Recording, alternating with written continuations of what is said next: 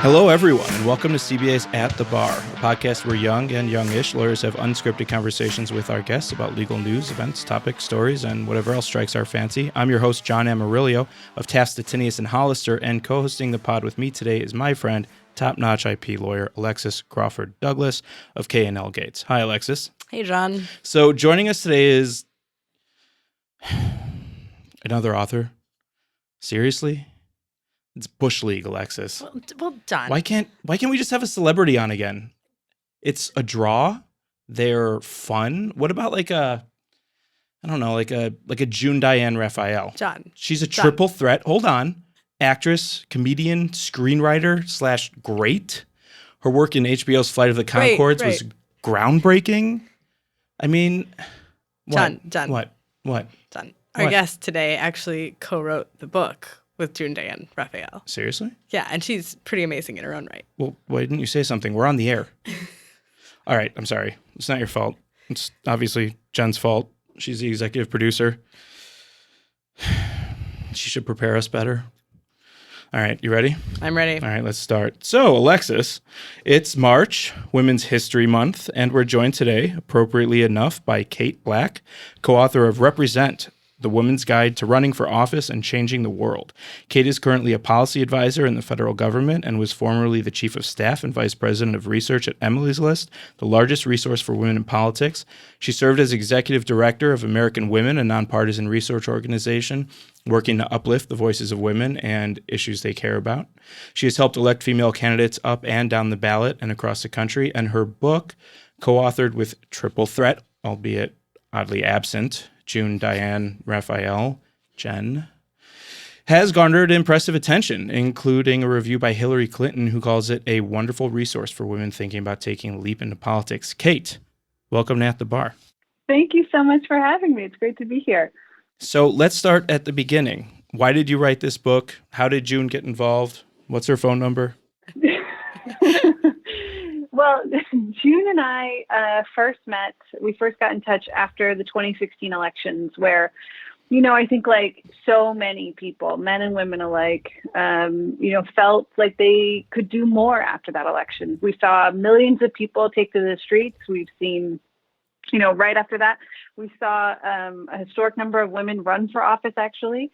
And, June and myself, really felt like we wanted to do more for our community. We wanted to basically show up a little bit more. And June herself actually thought about, running for office. She woke up after the election and thought, well, if that guy could do it, having never run for office before, maybe there was room for me. Maybe there's a seat that I could take. Am I not just as qualified? And she looked for a resource. She looked for a book that could kind of start her on her path to running for office. And, the book doesn't really exist. And she found her way to me at Emily's List at the time.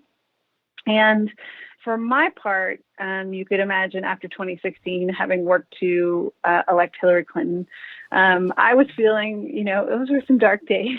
And June kind of pitched me on this idea for an accessible how-to guide for any woman, Republican, Democrat, Green Party, Independent, whatever, to run for office. And 3 years later, that's what's on the shelves today. So we're really excited about it and really proud that it's out there. That's awesome. It does seem like an amazing resource. I haven't seen anything else like it.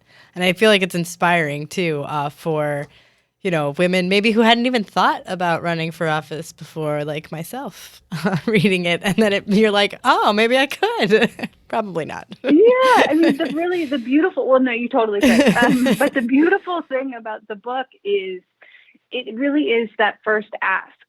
I know through research about why women run, why we don't run, what holds us back, why we're good leaders, that it does take women more asks to run. We're just not asked or recruited to run at the same frequency, at the same rate as men are. And so you have to ask women over and over again to think about running for office. And this book is really that first request. This is, whether you're buying it for a friend or your mother or a sister or your coworker or your boss, or you're buying it for yourself. It's really empowering and engaging to say to someone, hey, I think you should think about running for office. Imagine what that could do if more women thought about it that way. It's pretty special. And I think the book does a good job at making it feel like something that you could take on. In all the things that women already do, we think leadership should be a part of that. And this book, I think, helps it seem like an achievable goal. Why is that? Why is it important for women to run for office? Oh, it's so important. Let me tell you. So women, right now make up over 50% of this country. We are a majority of the population. We are, in fact, the largest voting bloc. Yet we make up just barely a quarter of the seats in Congress. Actually, we just reached a milestone for the number of women that are in the Senate.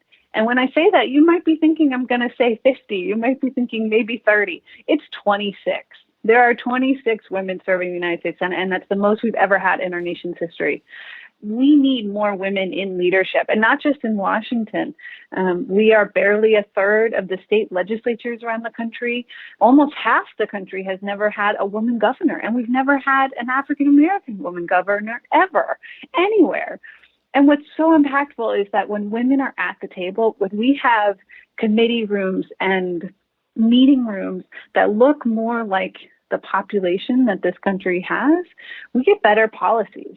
Some of the research that I had done and that others have done shows that, when women are at the table, they are more likely to work across the aisle with their counterparts. They're more likely to pass more bills and introduce more legislation. They're also more likely to focus on issues that matter to women and families. So education and childcare and paid family leave, the environment. These are all things that women tend to focus on when they're in office. And I think, and June and I, fundamentally believe this to be true, that when we have a government that looks more like the people it serves, we're going to have better policies about our bodies, our planet, and our future generation of children that are going to occupy it. So we want to do everything we can to make sure that more women are on that ballot and that they win. So you had a breakdown in your book why you thought it was important for women to run for office. And I found myself agreeing with all of it, but also thinking of very prominent exceptions to everything that you were saying. Sure. For example, when you were talking about how women govern for women, I started thinking about some of the most prominent politicians on the right side of the political spectrum. Your Sarah Palins, your Betsy DeVos's, your Elaine Chao's, your Nikki Haley's, Kellyanne Conway, Joan Ernst. Not exactly paragons of feminism, right? And I'm wondering is it really a gender dynamic or is it just a right-left dynamic? I mean, there's no escaping some of our partisan divides in this country. I think we are so entrenched in our kind of tribalism, these and ours, that plays a big part in this. But at the same time, what we don't want to do, and we certainly tried to avoid this in the book, I think we even call it out, is we don't want to fall, with everything that I just said, which was really smart, I'm sure, is that we don't want to fall into an essentialist trap where just because they're women, we believe them to lead a certain way or to think a certain way or to vote a certain way. You named a few. I mean, we all could name women who we've seen lead in ways that we wish maybe that they would lead differently.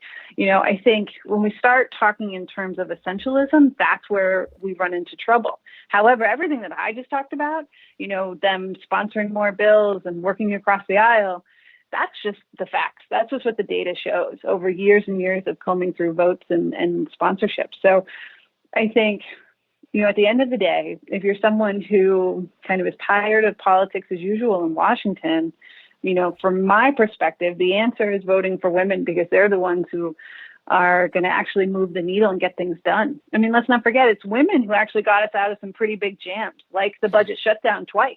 Right. So, I'm always looking when there are crises, where are the women? Yeah. And what are they doing? Because usually they're the ones who are going to get us out of it. I think so too, Kate. I mean, I'm sure you're not implying that male ego gets in the way of good governance. I Never. mean, sitting here, Never. I But just, I mean, I think it is telling when you see photos coming out of Washington or state capitals or even committee room boardrooms, even, this is true on the corporate side, and you don't see any women around or any people who don't look like a majority of pretty much just white men. I think it should raise questions for all of us about, who's making the decisions and whose voices are there and whose voices are more importantly not there. right. That makes sense. So let's kind of move on to the hurdles, I guess, of getting women to run for office. And it was the one that I just voiced at the beginning here was, this idea, am I qualified to run? The idea that you mentioned in your book about, women don't even think about it or they lack an opportunity. So can you kind of expand on that and how does it really apply in the political arena? Sure. So I think there are certainly some structural hurdles that stand in the way sometimes for women running for office, and we can talk about those too. One of those is fundraising, which I know you want to talk about. Another one is voting structures and sometimes the way in which we get on ballots. But there are some internal hurdles as well. And one of this is feeling of not feeling qualified. And, there have been research after research study about this question where we ask women candidates or potential women candidates, do you feel qualified to run for office? And we include one of them in the book because it's so telling, I think, about the problem, which is, a group of men and a group of women were asked, do you feel qualified to run for office? And a majority of the women said no. Now, of the men who said, I am not qualified to run for office, these are the guys who put their hands up and self-selected and said, not for me, I don't meet the bar. A majority of that group still said they would run for office. They still said, I'll throw my hat in the ring. Why not? While a majority of women who said no were like, of course not. So women just need to be more ambitious, right? That's what I'm hearing. This sounds like every day at work. I mean, it's really about failing upwards, right? But I think when that's the stat that we're confronted with, that this is the pool of candidates, guys who are saying I'm not qualified at all, but why the heck not? Then I say to the women out there thinking about it, absolutely, girl, go for it. The water's warm. But I'm not surprised when I see these stats too, because it's, women haven't been, behind podiums. We haven't been, at the front of the class. We haven't been in the halls of Congress. We haven't been leaders in the same way that men have for generations in this country. So, the old expression is you can't be what you can't see. And I think that's what we're seeing here with this feeling of not feeling qualified. So to that end, what we wanted to do in the book was really break down, just who is representing us.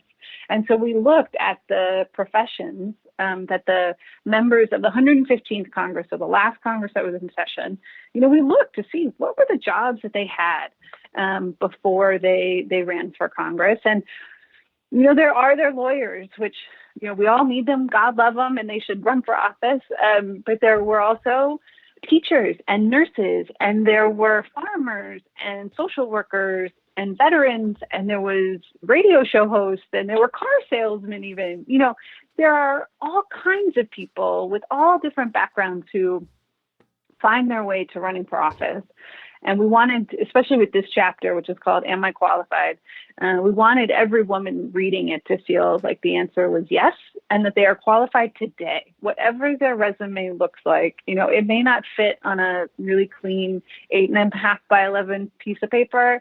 They might not have a ton of degrees on the wall, but that they're ready now, and that their experience is their expertise. What connects them to their community, what drives them to make change and where they see it needs to be made.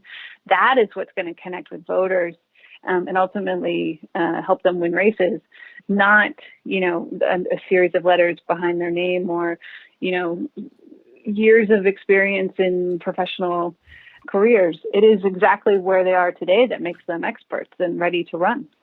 So let's say someone is ready to run. They have to assemble an inner circle, right? They have to figure out who's going to help them run. You need a campaign manager, a finance director, a treasurer, a communications director, a research director, digital director, legal compliance advisor, directors. Consultants, all the directors, right? Mm-hmm. You're a woman out there who wants to run. how do you find those people? How do you figure out who's going to help you? How do you start when you probably don't have a lot of money to start? Well, it's a great question because I think sometimes I think many women feel like the act of running for office is something they're going to take on by themselves. And so to your point, is running for office is not a solo activity. It is a fully team sport. And the question is, where do you find that team? Now, I think it depends on what level you're running for. Many of the offices, the jobs you just named, you're going to have those in your congressional races, in your Senate races, your gubernatorial or your statewide races, your big campaigns. Sure. You're absolutely going to have those. And there are lots of people and professionals and committees and organizations dedicated to helping you find those people. But if you're running on your local level, you're running for school board, state legislature, city council, sheriff, judge, comptroller, all things you can run for, some of those people are people in your network already. And so, one of the things we wanted to do, because women tend to not have been in the same financial or power or political networks that men have built and perpetuated for generations in this country, we tried in the book to say, okay, if you're not working in the C-suite right now, if you are a junior associate at a law firm, if you are a stay-at-home mom, if you are a student, how do you find these people? How do you build that network to not only help you win, but also raise the money and all the things you're going to need to do to win? And so to that end, we thought, okay, let's reframe those powerful networks, the networks that women have been kind of kept out of. And let's think about where we already have community, where we already are. And so whether that's your sorority, your professional network, your bar association, your kickball league, your church, your synagogue, your mosque, maybe your book club, hopefully you're reading this book in your book club. But wherever women are naturally, that is where we can start to find some of these people. And so when you think about who your campaign manager is, that is someone who will not sugarcoat the truth. That is someone who is in your corner 100%. That is someone who you don't need to be friends with, but by God, you're going to spend a lot of time with them. So you got to make sure that's someone you like. But maybe it is also someone who has a lot of experience in politics or seems to know what's happening at the city council more than you do. You might be thinking about who's going to help me raise this money. Well, there's probably someone in your life who is already either naturally gathering people for causes or organizing events. And these events can just be happy hours, but there's probably someone in your life who's constantly kind of bringing people together. That might be someone to think about for a finance director, or at least someone to start hosting events for you. Or there might be someone who's a great fundraiser for a local charity or a church or a cause that they care about.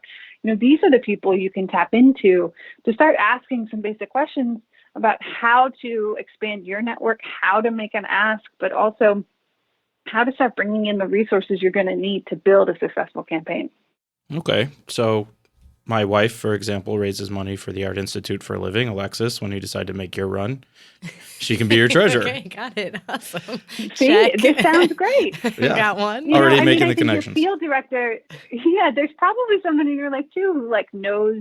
There's probably a nosy neighbor or someone who knows what everyone's business is in the neighborhood. That's a great field director, right? That's the person who can the show nosy you. person. I think that's my voted. Yes. They know who's voting for who, I guarantee it.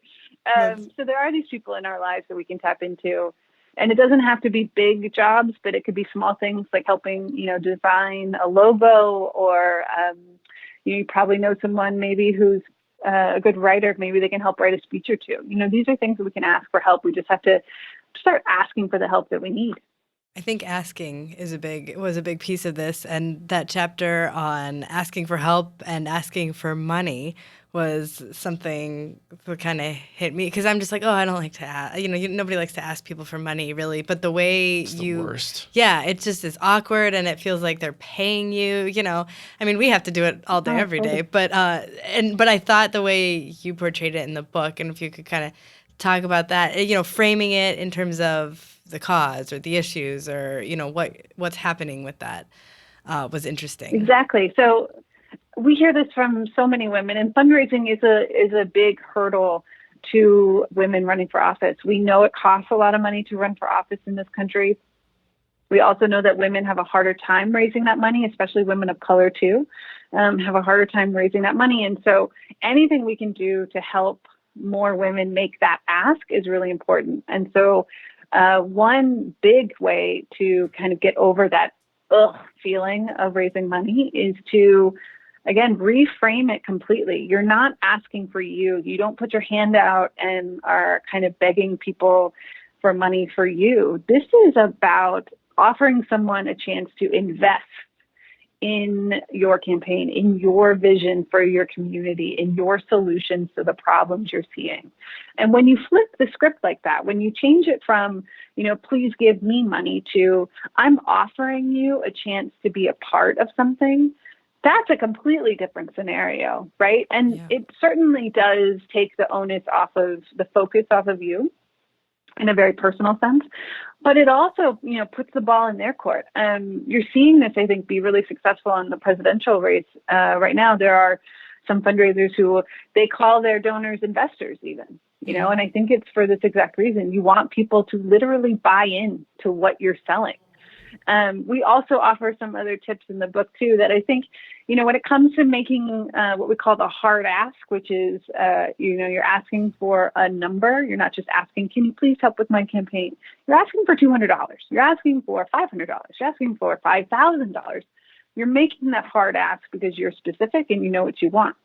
But in making that hard ask, we also offer some tips that I think can apply to I think all of us in the professional world who might be asking for a raise or that promotion or that new responsibility or whatever it is that we're kind of getting up the gumption to maybe approach our boss or someone in power. The trick is to make that hard ask and then to be silent, to be as still and as silent as humanly possible, which I think for a lot of people, myself included, we want to fill the void. We want to not have an awkward silence. But, especially if you're over the phone, this doesn't work in person. But if you're over the phone, do whatever you can to stay quiet. For me, I bite down on a pencil. I'll, take a sip of water. I'll do whatever I can to stay quiet because you want that other person to respond. You don't want to give them another reason to say no. You want to wait to see what they say and then you can counter. So, little pro tip, stay quiet. And on that fantastic cliffhanger, we'll take our first break.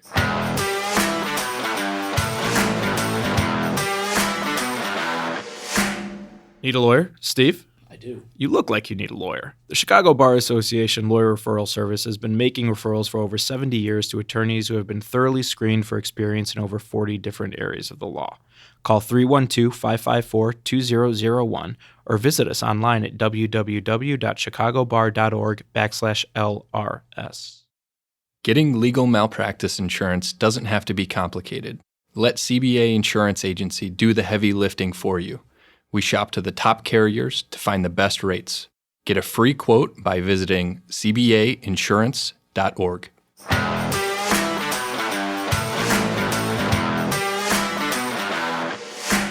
And we're back. So, Katie, we were talking about raising money, which is everything in politics today. And certainly anyone who is in office or who wants to run for office has to deal with the fact that they're going to spend most of their days asking for money. But for those who are just starting out and, that ideal woman candidate that we've been talking about, she's probably not going to be able to raise a lot of money upfront right away, right? She's going to have to self-finance at least at the beginning. How do you do that? Well, this is a great question because it's so important. And what we try to really stress in the book is to remember that you are going to raise this money. We go through a whole process in the book about trying to identify, once you understand where you're running and what you're running for, what your ideal budget would be. So what is your target? What are you trying to raise towards? Once you have that number, it can feel daunting. You could be, even for a local race, we could be talking about a couple $1,000s. We could be talking about, 20,000. We could, and then, if you go up and up and up, you're in the millions all of a sudden. And that can feel, the weight of that could feel so daunting that it could turn you off. Right. And what we want to do is make sure that we understand that you're raising that money. You do not have to have that money in your bank account. Now, does it help to have a rich uncle? sure. It can absolutely help to have a rich uncle. But, with wealth, that can come with some issues as well. I mean, we've all seen wealthy candidates who have issues with investments and conflicts of interest and needing to divest things or sell things, or, who they've gotten money from in the past. I think all those rules are out the window for the past 3 years, don't you? I mean, those are nice ideas, I think but the voting public, is more attuned to these sensitivities now. okay. I mean, I don't think many people knew what emoluments were before. True. So, but I do think it's important that for a woman thinking about running for office that you're going to raise this money. Does it mean you might end up spending some of your own? You could possibly, but it's so important to remember that you don't have to spend that money. And we interviewed women candidates and elected officials in this book. We interviewed Ayanna Pressley and Congresswoman Pramila Jayapal. We interviewed Columbus City Councilwoman Liz Brown and former Colorado House Speaker Crisanta Duran and Jenny Durkin, the mayor of Seattle. And one of the things that we heard a lot from these women, especially Ayanna Pressley, talked about when she first ran for city council in Boston, she cashed out her 401k. Right. And if you talk to her today, she would tell you not to do that. Right. Because at the time, it felt like the only way that she could make this dream a reality. And it was fascinating to hear her look back on that choice and to think, I shouldn't have done that, because you risk so much when you put your financial security on the line.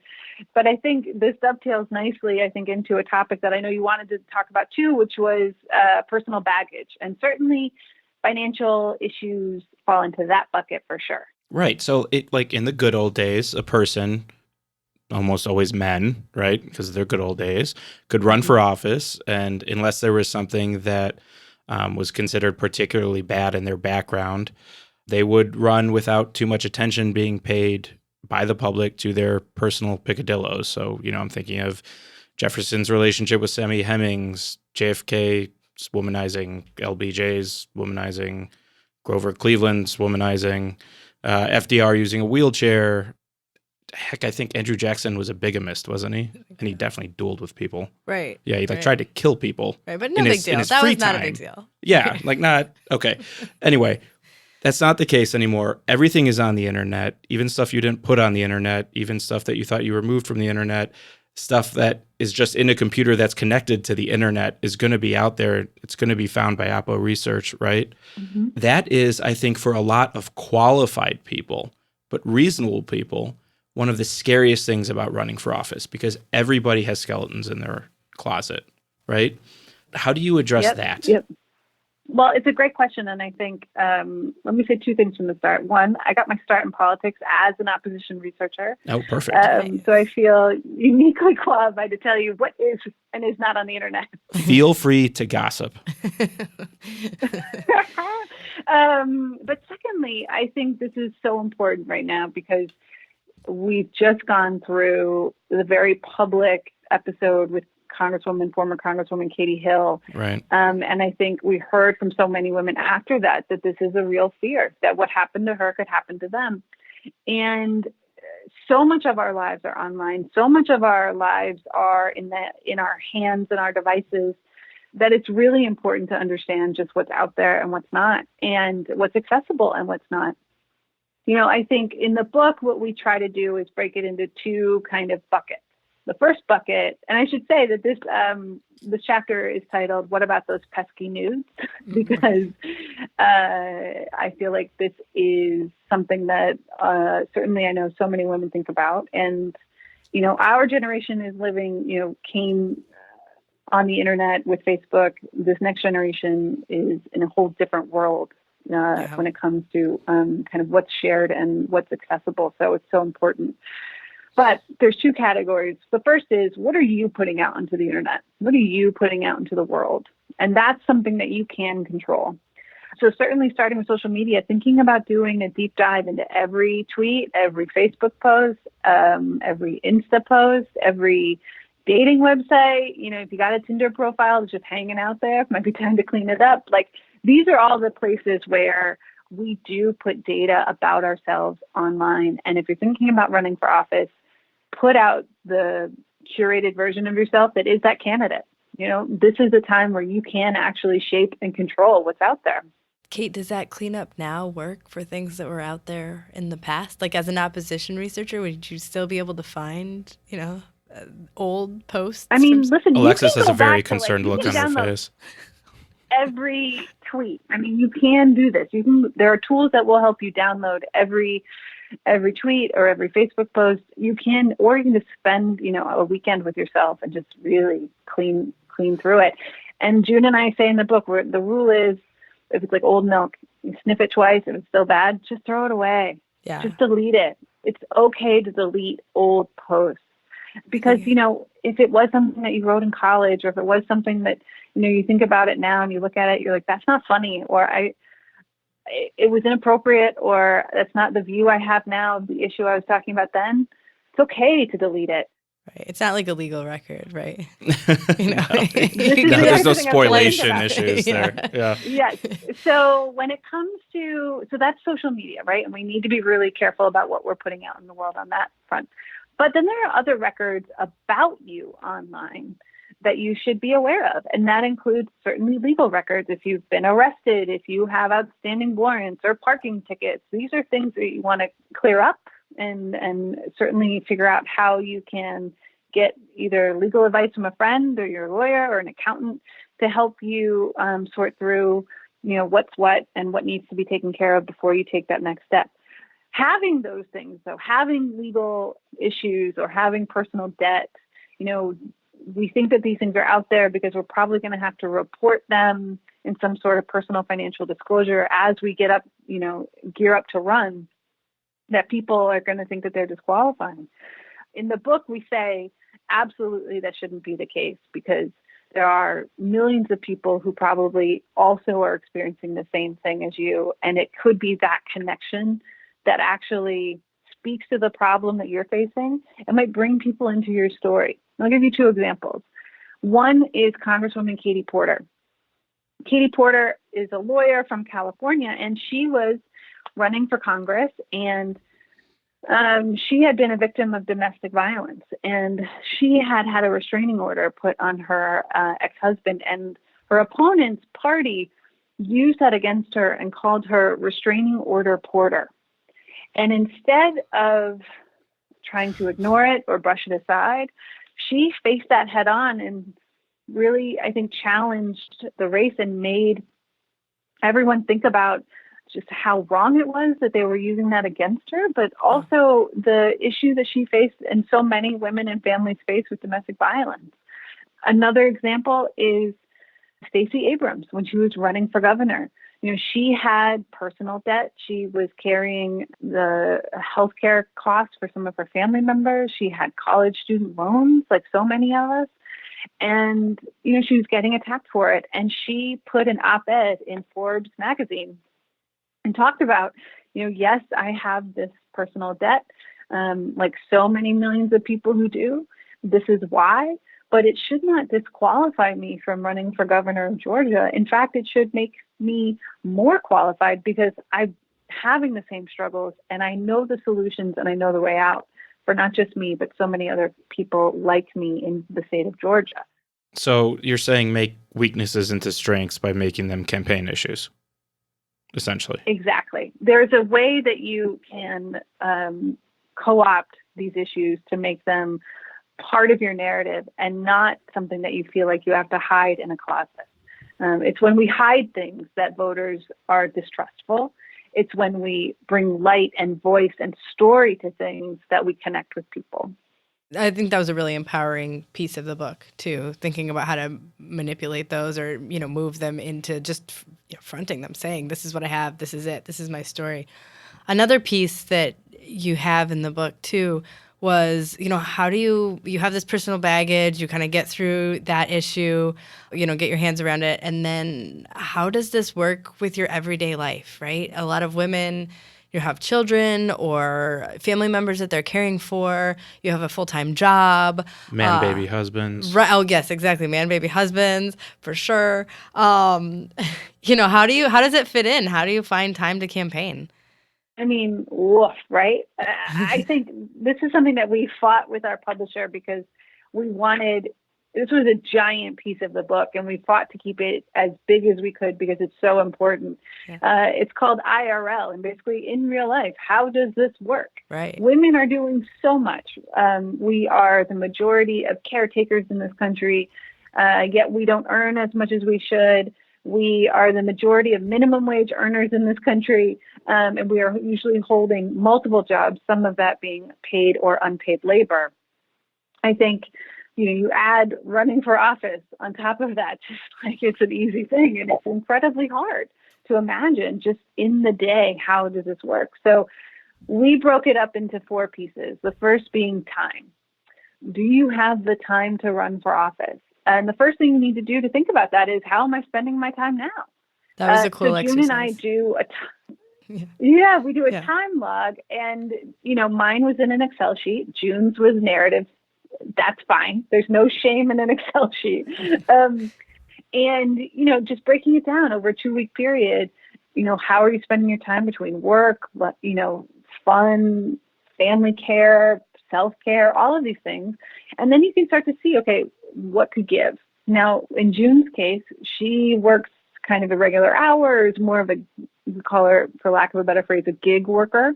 And so, when she was looking at it, she came out of that time exercise and thought, okay, I could give 2 hours a week to running for office. And she asked me, she said, Kate, is that enough? And I said, no, frankly, it's not enough. How many hours? I looked at my time. Kate, how many? I apologize for interrupting. That raises the question in my mind. If you're running for like a local office, a first step kind of run, how many hours a week does that take? Well, this is a great question. And it's one that we sort of tackle in a chapter before that, about where you're trying to figure out the budget and where you're going to run. Because so much of what that answer is about the size of race and the size of the place that you're running in. So you could imagine running for city council in Columbus, Ohio, where I'm from. That race might look different than running for city council in New York City. Running for school board of a small school district in Washington State could look very different than running for school board in Austin, Texas, one of the largest school districts. So, it's important to it's not apples to apples necessarily. Sure. What it is figuring out kind of the size and scope of where you're running. If you're running for, let's say, June lives in Los Angeles, if she's running for school board in Los Angeles, which is something that she kind of talked about, that's a big race. And, that race could cost in the millions. And we're talking about school board. So 2 hours a week is certainly not enough for that. And I work, more of a 9-to-5 job, and I work for the federal government, which precludes me from doing a lot of the activities that you need to do to run for office because of the Hatch Act. So I would need to leave my job to run for office, and which kind of goes into that next question, which is about money. Do you have the financial security that you would need to run for office? Now, this is also a question about your career and your job, because you might be able, depending on your job, you might be able to work part-time or reduced hours to use maybe like half of your day to run for office. Or like in my case, or, if you're active military, you can't actually run for office and keep your job. Or you're running for an office that requires you just all of your time is going to be doing your campaign. So you actually cannot have another job at the same time. So how do you make money? How are you financially secure in the midst of that? And so we do a budget exercise where you kind of think about, okay, what are my expenses right now? How could I make this work for a certain period of time if I had to? Can I talk to my employer about possibly running for office and keeping my job, or taking a leave of absence and coming back to it if my campaign isn't successful? These are really important questions. And on top of all of that, we added a discussion in there because I think it's so important for women to be cognizant of this fact, which is that a lot of offices and public servants in this country do not make a living wage. We think about Congress, and, the annual salary there is about $174,000 a year, which they're doing fine, right? But you look at some of the more local offices in this country, And some of them, pay $1 a year. Some of them go unpaid. Some of them are so low paying that it functionally requires only people who have some sort of high paying yet flexible scheduled profession, like a lawyer maybe, or some doctors, to be able to functionally take that office. I mean, if you're making $1 a year in the New Hampshire state legislature, how do you make money the rest of the time to feed yourself and your family? You really have to be able to figure that out. So sell your that votes. was the second piece. Just turn your office. I mean, come on, it wouldn't be the first time.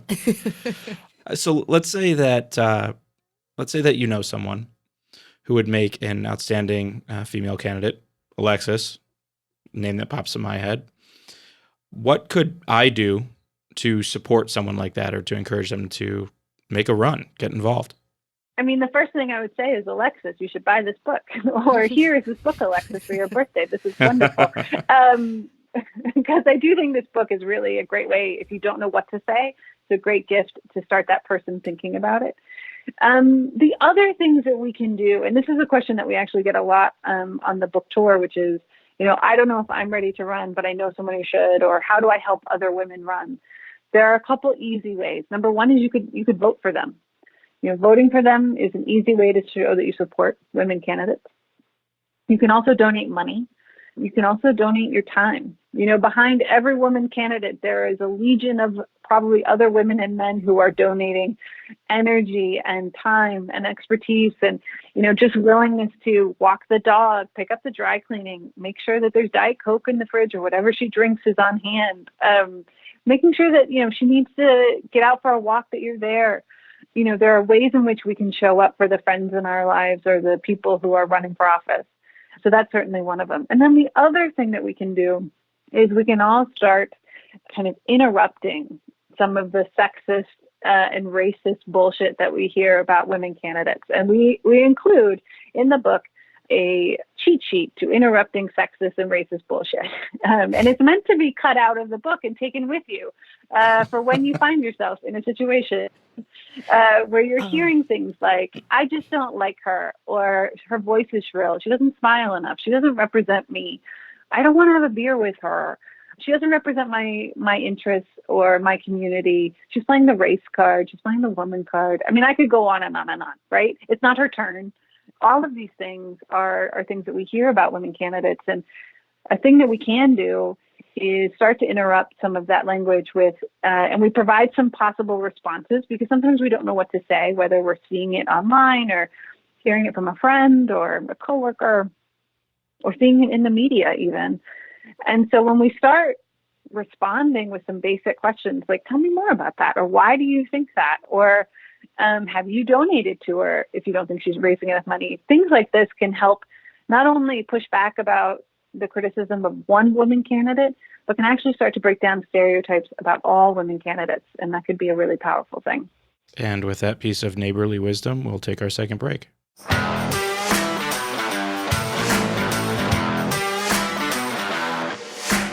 This episode of At the Bar is brought to you by courtfiling.net, your solution for filing in over 100 courts in the state of Illinois. Courtfiling.net provides a better e-filing experience, focusing on speed and ease of use in the e-filing process while quickly addressing the pains that can arise from a newly mandated process. Courtfiling.net is affordable and offers 24/7 phone, email, and chat support. Visit us at courtfiling.net to take advantage to receive 30 days unlimited free electronic filings and see why it's the best solution for your firm. Let courtfiling.net worry about your e-filing so you can get back to taking care of your clients. Seeking to expand your legal network, sharpen your skills, and obtain free CLE? Unless you plan on being a professional failure, that's probably a good idea. Join the Chicago Bar Association today and connect with lawyers and judges who lead Chicago's legal community. The CBA will help you expand your personal and professional networks while providing practical programs and resources that meet your specific practice needs. New lawyer membership starts at just $82 a year. Learn more at www.chicagobar.org.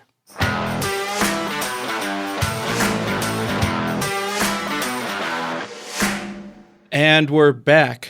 So, Kate, we like to close every episode with a game we call Stranger Than Legal Fiction. The rules are simple. Alexis and I have done a little bit of research on the internets. We found a real law that, well, is real but shouldn't be. And we've made another one up, and we're going to poll you and each other to see if we can distinguish strange legal fact from fiction. Are you ready to play? I am ready. All right. Alexis, why don't you lead us off? Oh, you go first. You want me to go first? All right, I'll go first. All right. So, since we were talking about... No, I know. Since we were talking about sexist bullshit, I'll start off with some of that. In South Carolina, it's a misdemeanor for a man to seduce an unmarried woman with a false promise of marriage. That's option number one. What? Wait, hold on. Okay. Maybe it's real. Maybe it's How would not. you I don't prove know. that? Okay. All right. Okay. But okay. that's the law. Maybe. Okay. Option number two.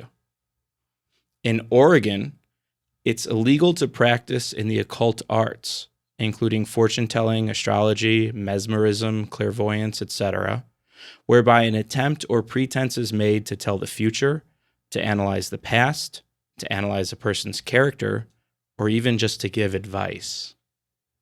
Kate, which one's real, which one's fake? Oh man. Okay. I think. Okay. I think South Carolina must be. No, I think Oregon must be fake because that's bonkers. Of course, people tell fortunes in Oregon. Yeah, I think Oregon is fake. All right. Alexis, thoughts? I think it was too long.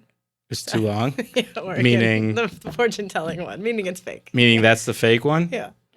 Well, this is going to come as a shock to anyone who's ever been to Portland, but the Oregon one is real Oh my and goodness. still a law. The South Carolina option was a law, but it was repealed, get this, in 2016. Last year. Pretty recently. Yeah. Of course. These are good. Yeah. I bet it was a woman who repealed it too. I bet a woman found it and she was like, F No. this. Right. That's what she spent all of her time with. I mean, the Oregon one shocked me because, I mean, So long. Portland, like, you trip over those You places. had me at mesmerized. What'd you say? What was Mesmerism. it? Like, What was that? yeah, that one I was like, that's not real. Well, now you know. Oh, man. Wow, this is a fun game. I like this. All right, This is Alexis. going to be my friend. You're so I kept mine to Illinois, Chicago specifically. Okay. Number one is the first option is that it's forbidden to fish while sitting on a giraffe's neck. It's forbidden to fish while sitting on a giraffe's neck. Mm-hmm. Wow. Okay. And the Are there second, giraffes these are in not. Illinois? Okay. The second We one have zoos.